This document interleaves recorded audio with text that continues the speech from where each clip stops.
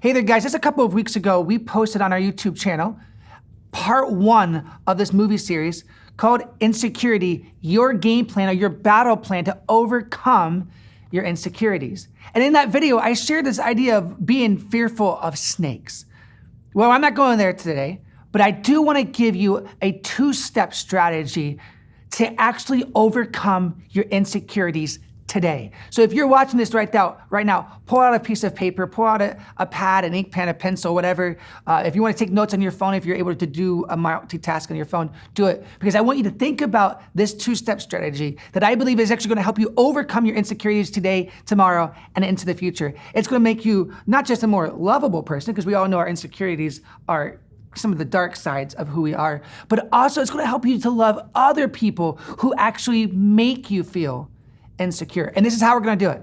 We're going to do this 2-step strategy by diving into Philippians chapter 4 and looking at verse 6.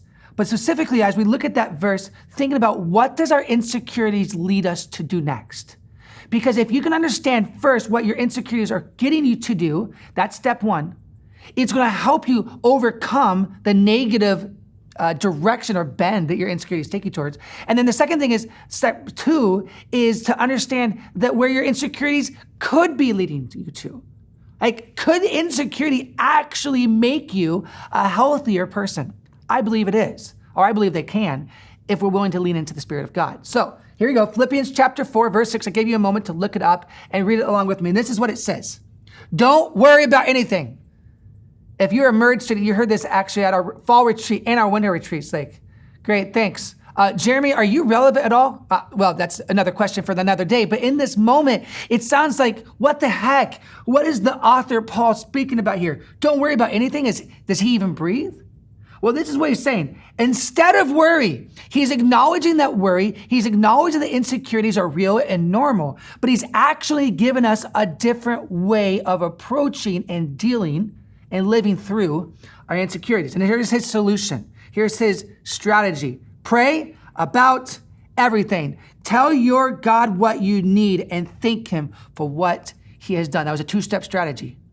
Thank him, or actually tell him what you need and then thank him for what he is doing. So here's what this looks practically. You need to understand where your insecurities are currently taking you. If you're like me, your insecurities usually take you down this deep, deep path of darkness, a place you don't want to go, and actually a place you wish you would stop going. So maybe you're really deep in the process right now, and you're in a deep, dark valley that you would love to get out of. Maybe you're in this like peculiar alley space where it's just like you feel numb and you're like just losing your balance because life is just so overtaking you.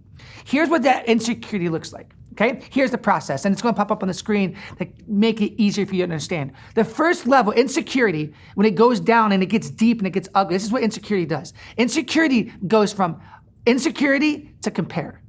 And then it goes from comparing to having to prove yourself, because you need to prove yourself that you're better than the person you just compared yourself to, right? Think about it. If you're an insecure person, that's what happens. And then from proving yourself, you don't just stay there. Now you think you deserve certain things. And then after you deserve certain things, you get into this moment of deep, deep pride. You've probably heard it say, you need to take swallow your pride, take a pride pill here. Come on now. What they're actually suggesting is that you start working backwards and getting back to a place of insecurity, which is odd, acknowledging it, and then going in a different direction. We're going to get to that in just a second. But here's where the Apostle Paul is encouraging you to go with your insecurity. And versus that idea, what if it goes like this? Insecurity, actually here, right? You've worked your way back up from pride, and you got back to insecurities. What if insecurity goes to worship and then to love? That's actually a 2-step strategy that the Apostle Paul gives us.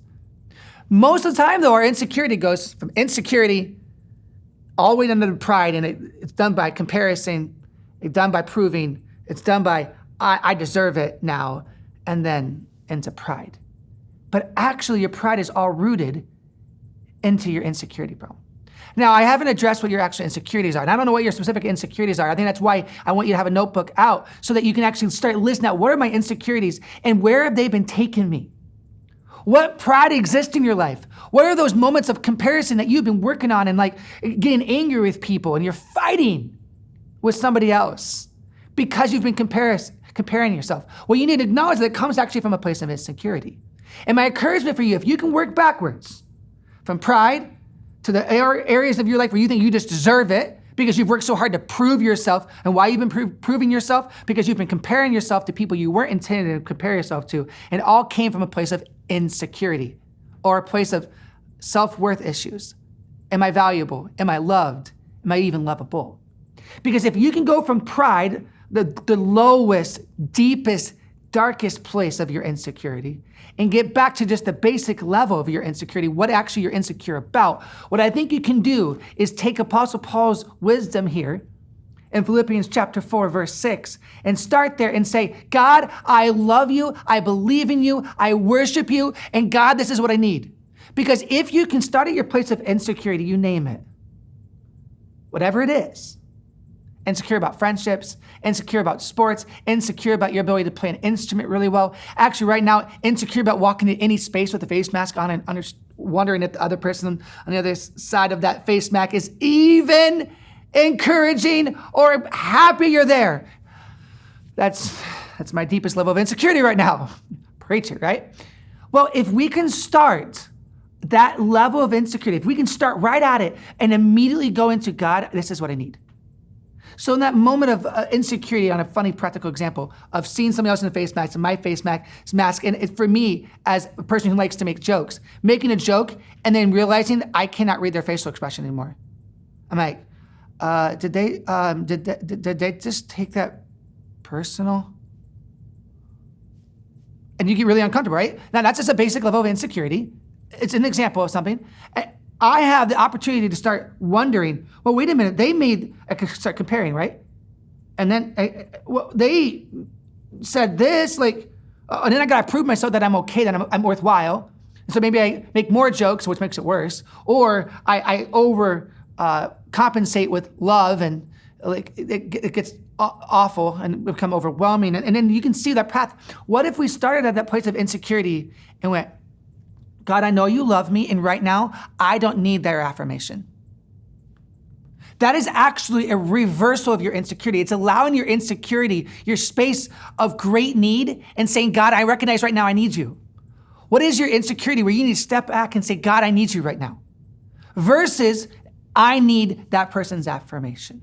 It's a reversal of the process. So here again, the two-step strategy. The two-step strategy is this. One, recognizing that in that moment of insecurity that you actually need God. And the words which I would use for that is to actually just worship him. The second step is beyond worship, is actually adoring God, is loving him. It's saying thank you for every single moment. Here's a huge thing. You got to journal it. You actually got to write down, you got to memorize, you got to remember the moments where Jesus shows up. So that when you go into that space of worship, it leads to a moment of adoration. So here's two approaches that you can take with your insecurities. In quick summary. One, you can go on your spaces of insecurities and go into a place of pride. It's unhealthy. And that place of pride is actually just trying to get the recognition and affirmation of other people, which unfortunately doesn't usually work out so well, because the next moment of insecurity, they don't give it to you, and all of that work just goes for naught.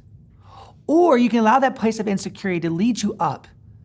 And you can go into a place of, God, I need you. God, I love you. God, I worship you. God, I adore you anyways. And then you actually get into this relationship with God that says you're valuable, you're amazing, you're worth it.